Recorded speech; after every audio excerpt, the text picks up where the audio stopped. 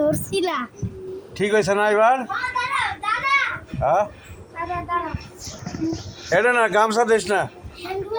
হ্যাঁ হ্যাঁ আমাদের লাইফে খুব তো জীবাণু আছে আমাদের বাইরে বাইরে আমরা যখন বাইরে থেকে আসি না তখন তো আমরা হাত ধুয়ে আগে খাবার শুরু করি, তাহলে আমাদের জীবাণুগুলো পেটে গিয়ে কিডনি হবে আর আমরা খুব অস্বস্তিতে ভুগবো।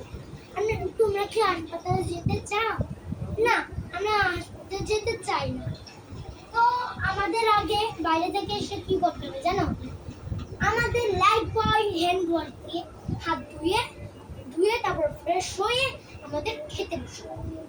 এর আগে আমরা খেলে আমাদের জীবাণু বেড়ে যাবে, আমাদের পেটে খুব কালি হবে।